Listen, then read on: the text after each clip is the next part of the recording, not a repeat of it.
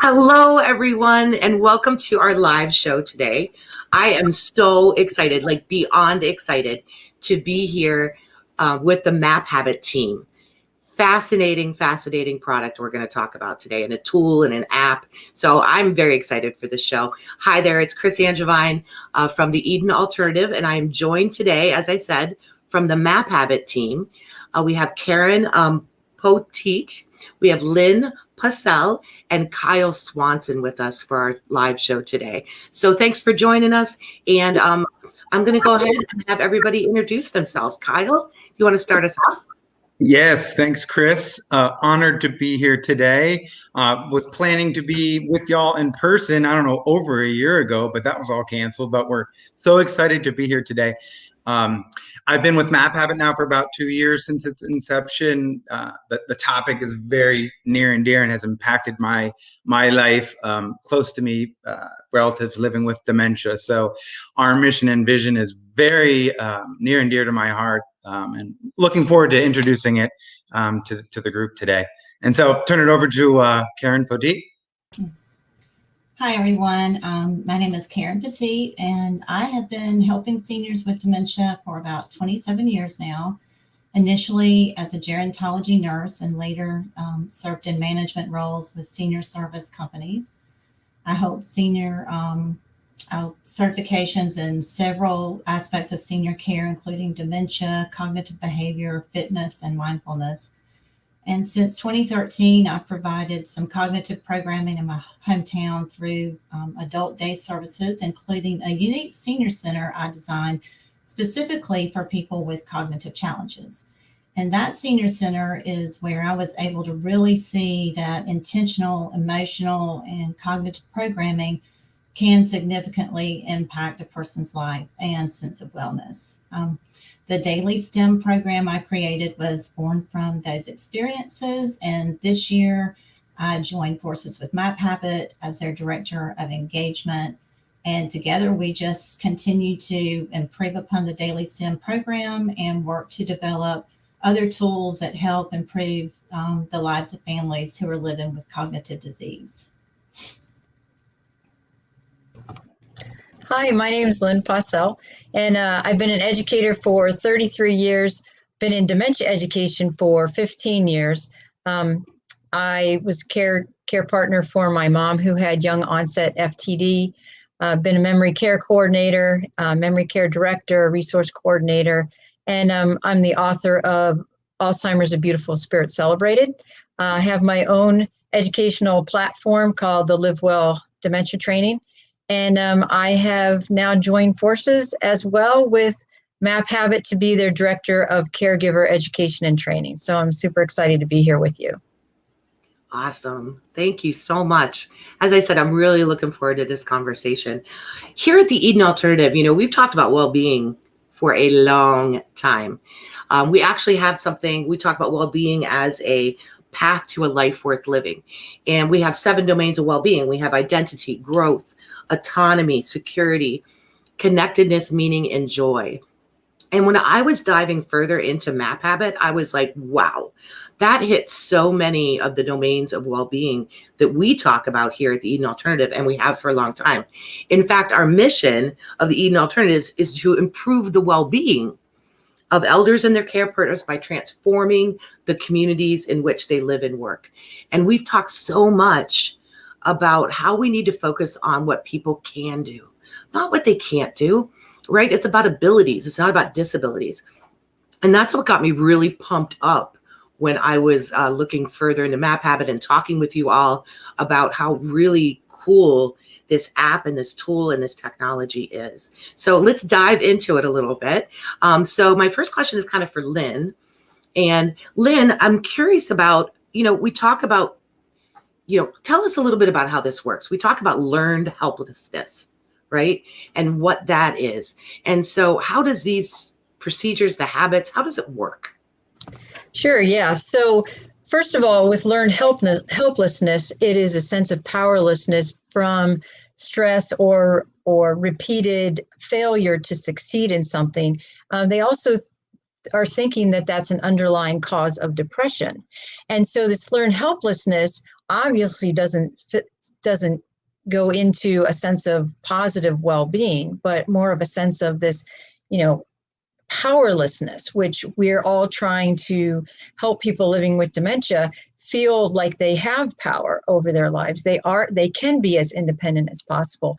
And when I talk to people living with dementia, that's really their number one thing that they talk about, is they just want to have their own choices. They want to be fully in life. One gentleman that I talked to said, I just want to take care of my wife. I just want to do something for her. Because usually when people get a diagnosis of dementia, we all want to support them, and it's almost like we start taking things away because we want to help them, take care of them, support them. But that also feeds into that sense of helplessness and learned helplessness. I was actually working with a woman in one of the communities that I work with, and we were doing a hand washing map. We'll talk about the maps in a little while, but we were going through a hand washing map, and we got to the step of turn on the water, and she looked at me. Now, this is a woman who's was pretty able to do a lot of things on her own. I was just trying out the map with her. We got to the step of turn on the water, and she looked at me and she said, I don't know how to turn on the water. And I thought in that moment, wow, okay, now it could be that one of the care partners just kind of stepped in and turned the water on for her because she was in a wheelchair. She probably, had struggled reaching across the sink to turn it on. But there was something that happened where the care partners were turning the water on for her, but that kind of left a gap for her where she forgot how to turn the water on because that was actually done for her. So even in in the way that we're trying to do, and we're really trying to support somebody, we can add actually to this sense of learned helplessness. So what does Map Habit do? Well, Map Habit works for empowering people. So there are two types of memory systems in our brain. One is the hippocampus, and we all talk about the hippocampus, and we try to support somebody living with dementia and the declarative memories that they have. This is called the declarative memory system. It's our explicit memories, our conscious memory system for memories of facts, events, experiences. And so when I asked her to turn on the water, she went to her declarative memory system, the hippocampus, and she could not pull that information out of that memory system. So this is where we see people living with dementia struggle a lot with this declarative memory system. And we try to support this, and yet we still come up with these challenges. Well, what Dr. Stuart Zola, one of our co-founders and a professor at Emory, what he found was, he's a neuroscientist, his research found that there's another memory system in the brain, and that is in the neostriatum of the brain, and that holds procedural memory. Procedural memories are routines, habits, and skills.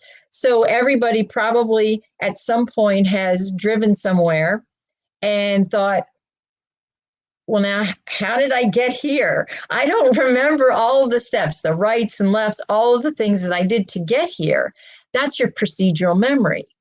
If we remembered all the steps, that would be our declarative memory. But our procedural memory got us where we wanted to go, because we can tap into the procedural memory and be very independent using this other memory system. In fact, when they look at the brain, the plaques and tangles that they find in the hippocampus are not found in the neostriatum. And so people living with dementia can be much more independent. And in our research, we have found, even after just 3 months of using the Map Habit tool, is that the quality of life has gone up for people living with dementia and their support partners. Quality of life has gone up. Frustration and anger has gone down. Satisfaction with progress has gone up. Cooperation has gone up. So again, there's that sense of well-being by using this different memory system that's actually healthy and functioning. can support that sense of well-being for people. Oh, that's so fascinating. Yeah, really concentrating on those habits. Yes. And I did want to point out, because I was all over your website, you have some beautiful data, hard, cold facts on there Yes. about that research too. So I really enjoyed reading that, and it was really, really fascinating. So thank you. Thank you, Lynn, for starting us off. Karen, I'm going to come to you, and I'm going to ask you about, okay, when I first started this daily STIM, STIM, I was like, what is this? It's a cognitive kind of engagement program, right? Yes. Yeah, go elaborate on that for us. So Daily STEM kind of picks up on the next step after the procedural memory. So the goal of Daily STEM is to keep the healthy areas of the brain as engaged and active as possible so that the cognitive reserve stays full. And what cognitive reserve does is it kind of compensates when there's a deficit in another area of cognition. And then the program also strengthens neuroplasticity. It's been shown that every brain, even in the face of dementia, can create new neural pathways. And when you create new neural pathways, it can kind of take the brain around the diseased area. And so what Daily STEM does is keep the active parts of the brain, the healthy parts of the brain active and engaged day after day after day as it supports emotional health so that the person can maintain their current level of cognitive ability longer, which just basically means we can help control that level of decline. Wow, that is great. I don't know about you all. I hope you're as excited as I am hearing about this. I think this is cool. All right, Kyle, coming to you, Kyle. So tell me a little bit more about the MAP habit system and how it fits into managing those kind of the steps involved. Yeah, sure. Yeah. And I'm excited too. So it's so exciting as somebody in business development trying to improve the standard of care of something you're really passionate about, to have experts like Karen and Lynn be able to join the MAP Habit platform, which we'll get into, to just do that much more good and to help these individuals living with dementia and their caregivers, which is, it sounds like it's your mission. Well, it's our mission as well. So so real quick, we've got an interactive care management platform, right? And the platform pulls together everyone in an individual's support circle. And then on that platform, we utilize a patented visual mapping system. Great thing about these maps, as Lynn alluded to, is they're customizable, they're individualizable, and then they're schedulable. So it becomes higher levels of individualistic care that's consistent. And everybody in that individual's support group, whether it's a family member, an ED for an assisted living community, the staff who's on call at the moment, everybody is in tune with that individual's needs and able to meet those needs to allow that individual to not do but help, and allow them to be as independent for as long as possible. Typically, our clients are adult living communities, home care, home health organizations, therapists, so occupational, speech, physical therapists, as well as sort of Karen's world and the adult day communities. The benefits that our clients are seeing when they're implementing MAP habits is not only that improved level of individualized, consistent, higher standard of care and meeting of those individuals' needs, but it's also better resident and family engagement and satisfaction. Using MAP habit results in staffing efficiencies that are much needed, especially nowadays, given the pandemic, regarding training efficiencies, scheduling efficiencies, and overall staff satisfaction. And then lastly, MAP habit is a great differentiator when it comes to putting your community alone by itself, right? You're using Map Habit, showing and proving that you're real serious about how you're caring for people living with dementia that are your clients. So I will stop there and get ready for the next question, Chris. Beautiful. Thank you, Kyle. Thank you so much. All right, Lynn, coming back to you now. So share with us, this is good news, right? What kind of good news does this bring? Like, wrap it up a little bit for us, or tell us a little bit more about that. Sure. Yeah. So it's great news. For one, if I had known this when my mom had young onset FTD, I would be all over it. I would have been like, okay, so we did some of this, but if I had had this application and been able to create these maps for her, because as you know, with frontal temporal dementia, oftentimes the person will have trouble initiating going through a complete sequence of a task and then knowing kind of when to end and move on to something else. And so she would get stuck in the middle of things. She wouldn't initiate something. And these maps would have really, really helped her. So I'm just really excited about it. It's great news for families. It's great news that there is something out there that really will help us, help our person, support our person so that they are more independent and they can stay engaged longer in life. Another thing that it's really good news for is that one of my colleagues who's a geriatrician, when she heard this, she was like, this is what we need. Because as a geriatrician, when she talks to families and she gives the diagnosis, she said, I literally have some pamphlets to give them, but now there's a tool that I can say, all right, you might want to look at this to see if this can be helpful for you. Also, good news is there is a part of the brain.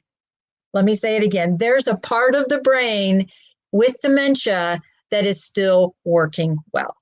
That they have not found the plaques and tangles as much or in the neostriatum as they do in the hippocampus.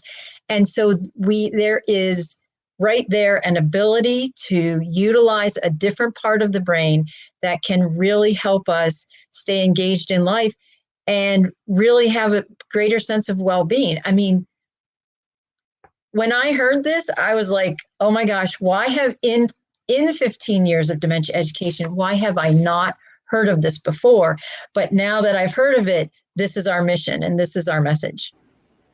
Beautiful. Thank you. Yes, I too, my mom, I love her, and she's having a few issues. And she says to me, I just don't, I sometimes it goes in and out. And she's living alone right now. So I think when I was looking at this, I'm like, oh, ding, ding, ding. I think my biggest challenge would be to get her to accept using the technology. So that's a good point. And we do have a paper-based product actually, so that the maps can be, and when Kyle talks about the product, he can talk about that. So we do have a paper-based kind of more old school style, if that's more helpful. But there's really 3 ways we can do this. If somebody who is like your mom, who is pretty capable, pretty independent, she needs a few cues. We need to support what she can already do. So we can use the Map Habit platform to support what she can already do so she doesn't lose it. Mm-hmm. We can retrain this part of the brain actually as well, so that even though I might not be able to brush my teeth right now, you could retrain that part of the brain for me to be able to now brush my teeth again. Now, with my declarative memory, I could not tell you what I was doing or how I was doing it, but I could then brush my teeth again. So in the middle stages of dementia, it kind of becomes a platform where the care partners, the support partners, and the person living with dementia kind of do it together.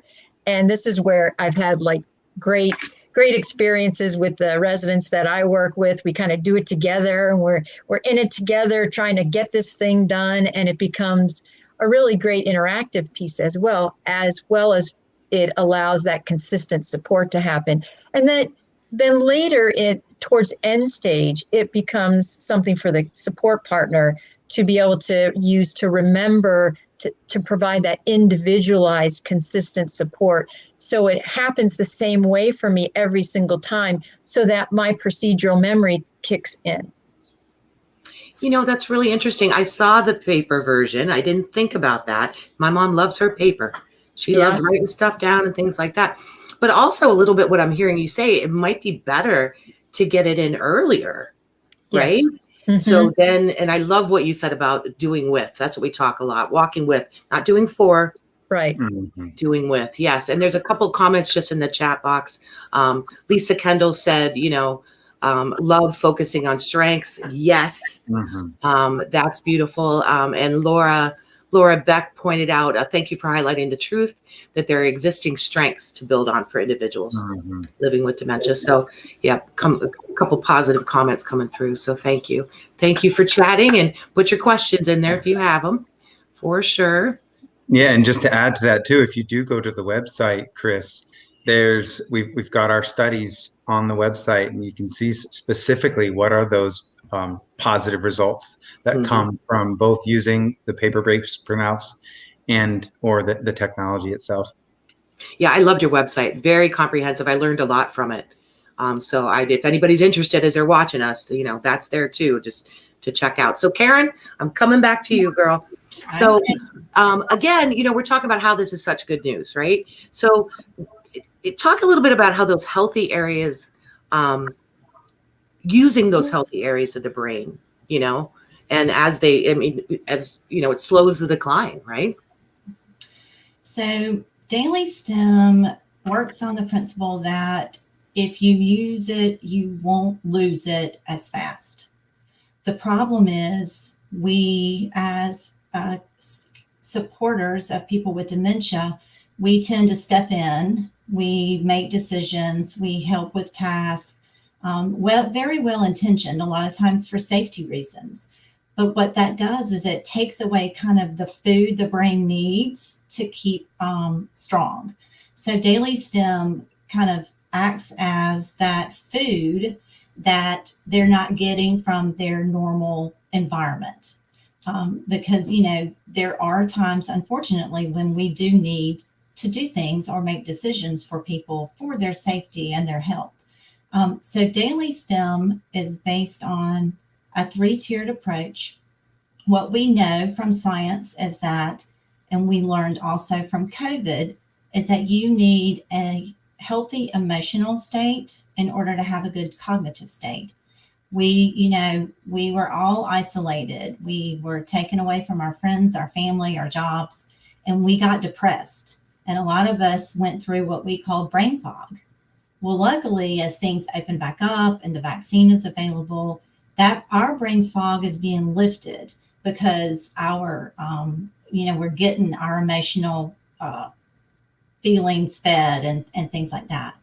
So people who have dementia and are isolated, whether it's social isolation or just isolated from their normal routines, they experience, depression a lot more frequently. And seniors in general, you know, just the sense of loss and change that we all go through as we age.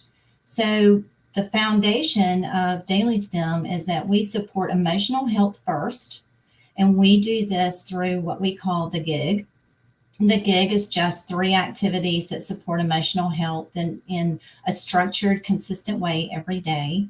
We reduce stress, and we do that through that emotional support exercise, but also through seated stretches to increase the good chemicals in the brain and to decrease that cortisol, which eats away at everyone's brain.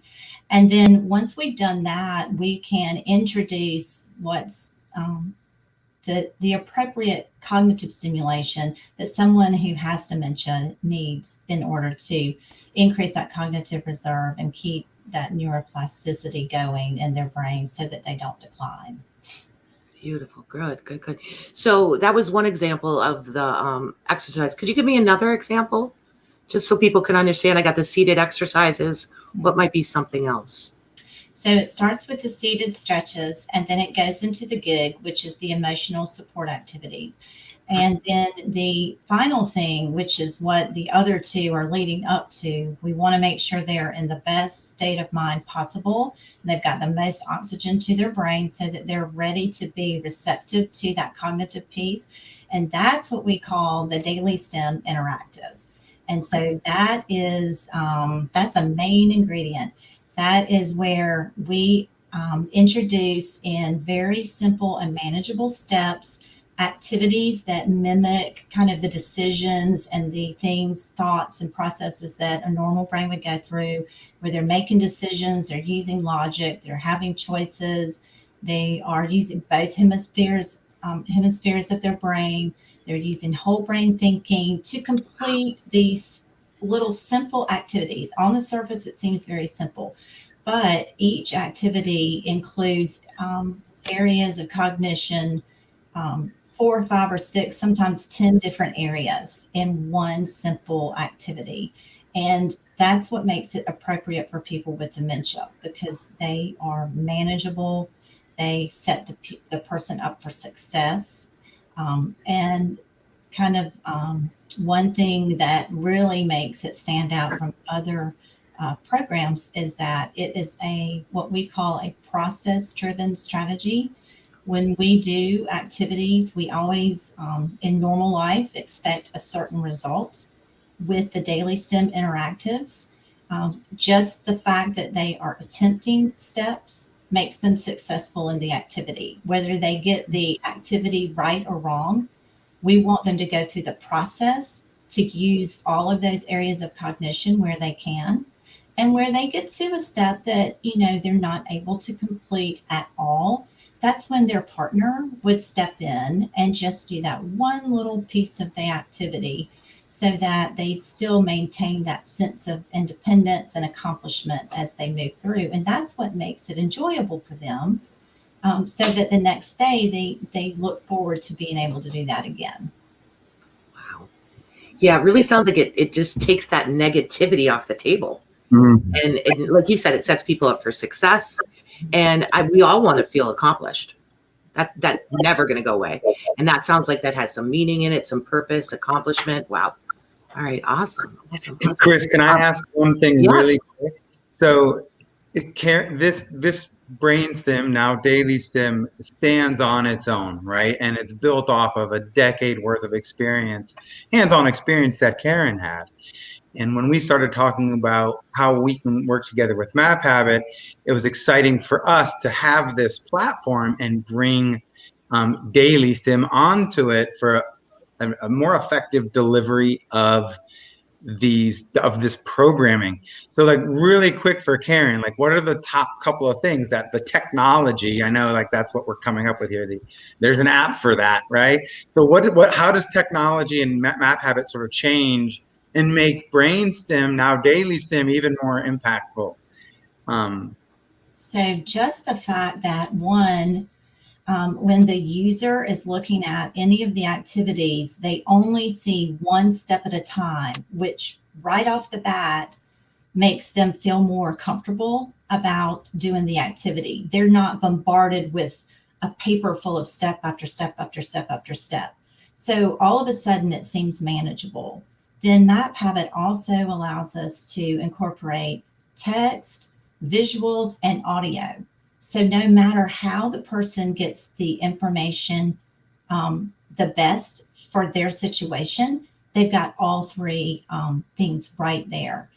Also, the app allows people, if they got to this next step and what was the thing that led before, they can go back, they can repeat. So it's very good for families and communities. Sometimes you just don't know how much time in the day you're going to have, right, to do something. So they're designed to be kind of quick, but if you need to fill more time, you can go back, you can elaborate, you can add to, the base of the activity that we've provided through the app. And the app allows for that. Nice. Thanks for that add-on, Kyle. Thank you, Karen. We do have a question in the chat box, so I'm just going to go ahead and pop that up. This is from Dana. Dana Pentis. How would this be implemented for someone with dementia in an assisted living community? Is this possible? Like, what do you think? Oh yes, definitely. We sell subscriptions, right? So it's a monthly subscription, and the way our packages work is there's various levels of map habit subscription levels, right? But we base it off of individuals that are using the app and care staff that are using the app. So if you have 3 or 4 individuals where you decide, you know what, they're struggling with these 2 or 3 ADLs, and we really think Map Habit would be a great way to, again, try to get them in doing these things for as long as possible, then you get a subscription for 3 individuals. So it's very attainable, right? And economical in that sense, where you're not having to buy software that's enterprise level software. It's as needed and really adjustable as far as how you can implement and adapt Map Habit. So that said, the next steps I would say, if I had somebody in an assisted living community that I wanted to check out Map Habit, I would go to whoever I know at the community and say, would you mind looking into Map Habit? Because that's where it starts. It starts with a conversation between organizations, and we see if it makes sense and is a good fit. And then we can have a pilot, right? So you have a trial phase. We don't bind you to a long subscription, right? We're working together in this. So, and definitely please reach out to us, Lynn, Karen, Chris, myself, and we'll be happy to reach out to somebody at that community to start that conversation. Sure. Yeah, I also can I jump in real quick, Chris? Yes. Yeah, so it's great in assisted living so let's say it was your mother or father there to support, like Chris had said earlier, to support what this person can already do. So looking at the maps of, I want to make sure that my mom will continue to be able to do some of her ADLs, but also some of the things that bring her joy. I mean, our needs are not just, if we look at that Maslow hierarchy of need that we all learned in like 8th grade or whatever, it's not just all about those basic needs. It's about existential peace. It's about belonging. It's about connectedness. It's about feeling a sense of purpose. And so supporting your person, whoever that is, with those kind of activities as well. And so it's not just an ADL, but also to help the care staff or the support staff be able to give that consistent individualized support for whoever your person is in the assisted living community as well. So that when I do have maybe a standby assist in a shower, it looks the same, smells the same, feels the same, sounds the same every single time, because that's supporting my procedural memory system. I have another comment in here from Lisa Kendall. I think this was kind of an interesting question. I don't know what you think about it, but she says, as I believe emotional support is a vital part of every interaction and activity, it seems this approach would have a greater impact in homes or places that are consciously practicing person-directed care. She says, as taught by the Eden Alternative. An interesting research question. Any comments on that? Can I jump in with that right now? Please. All right. So, and that's really one of the reasons why I am here with the Live Well Dementia Education Program as well, is that it's a different type of educational platform and system where we're basically, the tagline of the Live Well program is to create thoughtful observers. And so the way that we implement education through Map Habit and the Live Well system is through a wellness review process of, I'm being intentional and reviewing the wellness of each person. And in that process, we get particular dementia education based on what is relevant to that person right now, which then helps me create the maps that are individualized. As Karen was saying, do I need audio? Do I need video? Do I need text prompts? Do I need imaging prompts? What do I need? And so while I believe you are correct that in the homes, we are very intentional. My beloved mother, of course, I was very intentional about my interactions with her. But through our process and our educational process, we are now creating more intentional, thoughtful care support teams so that they learn how to really bolster and support the emotional support that's also in a community setting as well. So we're being very intentional about that. Thank you. And I think it also goes back to what we just started off talking about with learned helplessness. We're not mean people. We're not trying to keep people from doing things. We just want to help them. But what we're actually doing is, like we talked about, taking away that what they know, the habitual, the example you gave about turning on the water. So thank you, Lynn. So I'm going to come back to Karen again. And, Karen, just talk about a little bit about the science behind this. It's kind of unusual that we have a cognitive program for people already living with dementia. Want to talk a little bit about that? Oh, absolutely. I think even physicians have almost trained themselves to think, here's your prescription, here's maybe a support group, and good luck with that. I'll see you in 6 months. What's happened though, and in their defense, they don't have a lot of time to pull all of this information together. It's taken me years and years of trial and error and studying and researching, and I literally had to pick and pull from all different directions because it's, like I said, it's the emotional health, it's the physical health, and it's that cognitive piece. And not everyone has the time to go and research all of these. And that's one of the great things about this program is Lynn's piece. You don't have to study, how to be a great care partner. For my piece, the gig, I didn't mention earlier, but one of the greatest things about that is it helps strengthen those relationships. And the way that I write the instructions, the little step-by-step, I'm subtly teaching people how to effectively communicate with the person that they are providing care with.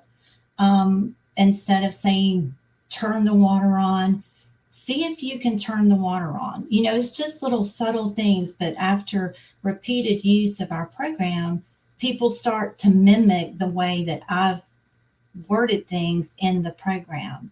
Also, it's true that if you care about someone, you provide better care. So one of the tenets of Daily STEM is to build relationships through that gig, conversation starters, inspiration moments, reminiscent activities, so that whoever their partner is really getting to know them in the moment, even if they've been married 50 years. They don't know each other under these circumstances yet, but they can learn what makes someone happy in this moment. And maybe next moment is something different. So it also provides subtle cues to someone's frame of mind at the moment. We all have good moments and bad moments.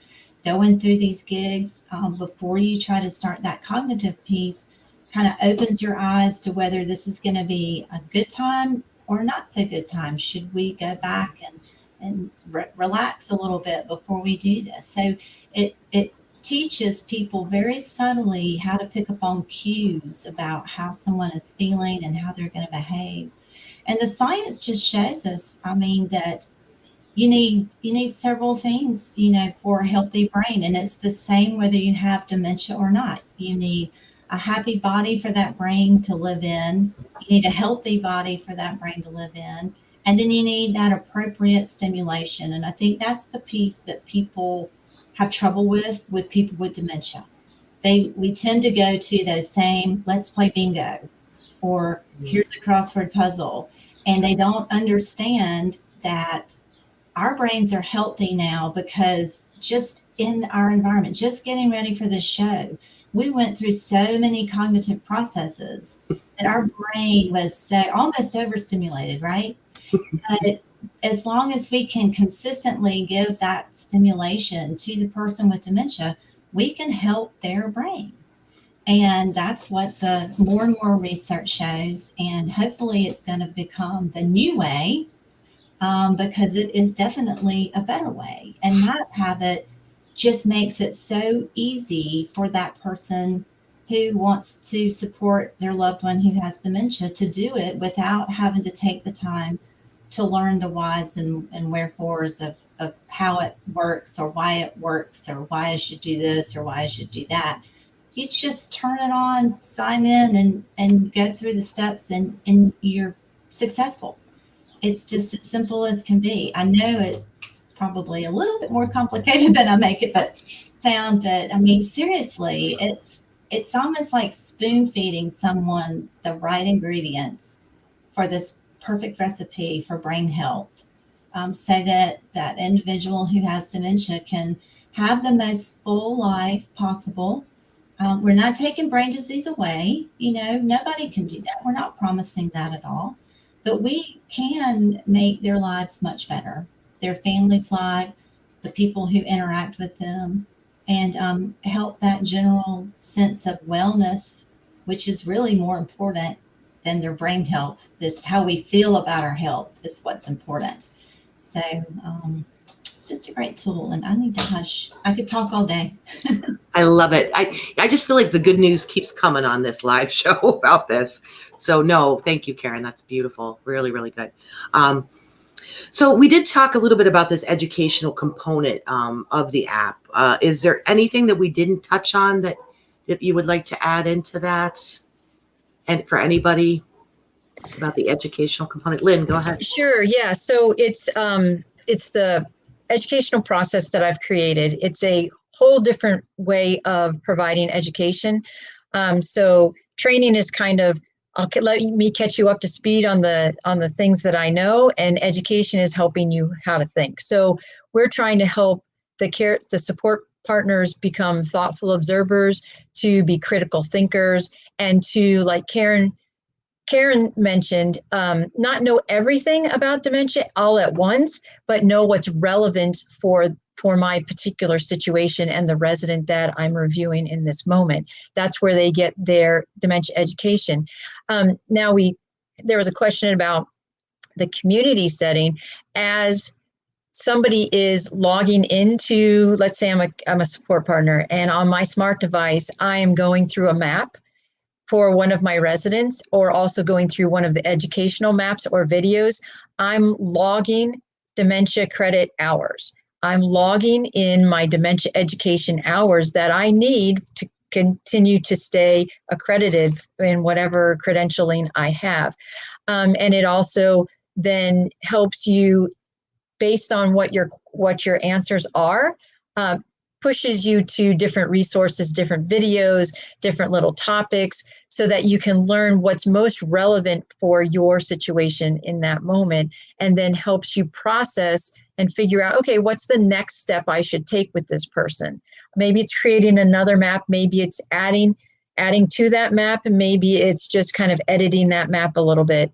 But it's an interactive educational opportunity for the care partners. Great. So we do have a couple other contacts for you. If we could just pop that up on the screen. I have my beautiful producer, Kathy Hagan, in the background that she has. So there's the website. We also have another card that's just going to show you some other ways to reach out. If you could pop that up, Miss Kathy. There we go. So lots of ways to get in touch. We also popped up a little bit earlier. I think it was the sales. You can reach out directly to that website as well that we had popped up earlier. So, and all of us are definitely, yeah, there it is, sales@maphabit.com. Thank you. So, and all of us are definitely willing to help out with this. So again, going through all this, I've so enjoyed this tool. It's something that people can wrap their head around, wrap their hands around, literally, and really use to grow together. So what are some of the what are your, as we're wrapping up, what are some last thoughts? Lynn, you want to give us some last thoughts, and then maybe sure, I'll try that out. Yeah, right. absolutely. So we talk about that learned helplessness, the sense of well-being. How do we support somebody who's living with dementia as a professional, but also as a family member who has been affected very deeply? My most beloved, my mom, who had young onset FTD. When we get that diagnosis, we're often told about the plaques and tangles, about the losses, about the things that are declining in a person's life. And we kind of look into the future and see this like bleakness, and, kind of, we feel helpless, as well as support partners, family members. We get this sense of, what is there? What can we do? Can we stop this? Can we slow it down? How do I keep this most beloved person still around if we're talking about, one of our family members? But we have good news. We can now say, yes, and we could have heard from a doctor, yes, your mother has young onset frontotemporal dementia, and there is a part of her brain called the neostriatum, the procedural memory that holds habits, skills, and abilities that continues to stay functioning long into the process of dementia. And we know how to support that so your mother can stay independent, engaged, have a sense of well-being and connectedness throughout her life for as long as possible. And let us help you learn how to do that. I would have been like, thank God there is something for me to do to help my mom, to stay connected with my mom, and be hopeful about her future. Thank you. Yeah. That was really good. I don't even think I'm going to try to top that. All right. Well, but maybe to add to it, I know we've talked a lot about how organizations are using MapHabit. We're available directly to consumer as well. So if you're a family caregiver and you'd like to reach out and sign up, we would also love to hear from you and talk with you and show you, give you a little bit deeper of a dive into the technology. So please don't hesitate to reach out. Thank you. Thank you. Karen, any last words? Well, I failed to mention one of the other wonderful aspects of Daily STEM program is that it also includes all of the supplies that an individual or a community needs to engage these folks with in the activities. So there's no planning, shopping, or anything. Everything that they need for them to do the interactives is at their fingertips in what we call the little supply kit. And Daily STEM is very adaptable. It can be used one-on-one, which was great during, COVID situation, but now that we're coming back into more groups, it can also be used in a group or community setting, whether that's a living or a living community or a day program. Every individual would have their own set of activity supplies, but if in a community, you can connect the computer to a screen and everyone can do the activities together in a group. So it's helpful for, an activity program who is missing that cognitive piece, which unfortunately most recreational activity programs are missing that cognitive piece. Mm-hmm. So now they can have their fun and their brain health at the same time. Great. Thank you. Oh, I have enjoyed today so much. Thank you for, allowing me to pepper you with questions. And as I said, I was just very excited for this. And I thank you all for your time, your wisdom, your knowledge, and really what you're doing out in the world. At the Eden Alternative, we are, we try to be innovative and come up with different ideas. And this is certainly an app and a tool I think I'm personally going to look into for my mom. But I hope that this is, by having this show, so many people learn so much about it. So thank you so much. All right. Thanks, Chris. Thank you, Chris. Okay. Everybody take care.